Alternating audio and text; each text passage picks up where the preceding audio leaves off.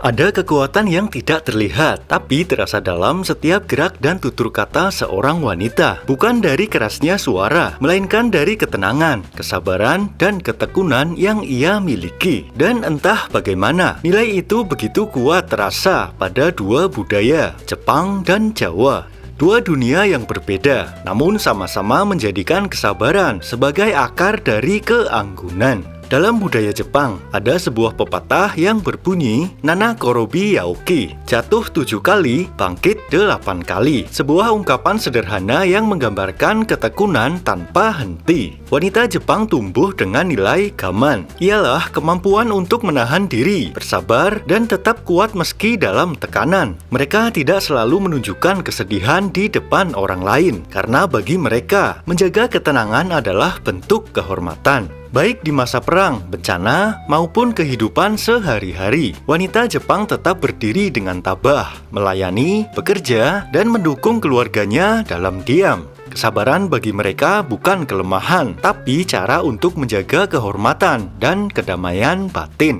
Di tanah Jawa, kita menemukan cerminan yang hampir sama. Perempuan Jawa dikenal nrimo lan sabar, menerima apapun yang datang dengan hati yang lapang. Dalam falsafah Jawa, ada istilah nrimo ing pandum, adalah menerima bagian hidup sebagaimana adanya, tanpa banyak mengeluh, tanpa banyak menuntut. Tapi nerimo bukan berarti pasrah tanpa usaha. Justru di balik ketenangan itu, tersimpan ketekunan yang luar biasa. Mereka bekerja tanpa banyak bicara, mengatur rumah, mendidik anak, dan menjaga keseimbangan keluarga dengan penuh ketulusan.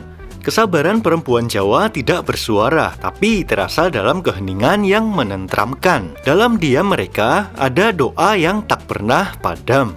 Keduanya, wanita Jepang dan wanita Jawa, mewakili dua sisi dari satu nilai yang sama, ialah keteguhan hati. Mereka tahu bahwa hidup tidak selalu mudah, tapi mereka juga tahu bahwa kekuatan sejati bukan terletak pada perlawanan, melainkan pada kemampuan untuk bertahan dengan lembut. Mereka memilih diam ketika marah, tersenyum ketika letih, dan tetap berjalan walau dunia terasa berat. Keduanya percaya bahwa setiap kesulitan pasti akan berlalu, dan setiap luka akan sembuh seiring jalannya waktu.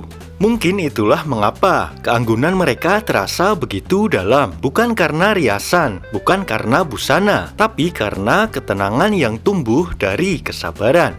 Dalam budaya Jepang, hal itu disebut shitsuke, alias disiplin diri. Dalam budaya Jawa disebut dengan tata krama dan eling lan waspodo. Selalu sadar, selalu berhati-hati, dan tidak terburu-buru dalam menilai hidup. Dua budaya ini mengajarkan hal yang sama, bahwa ketekunan adalah bentuk cinta dan kesabaran adalah bentuk kebijaksanaan.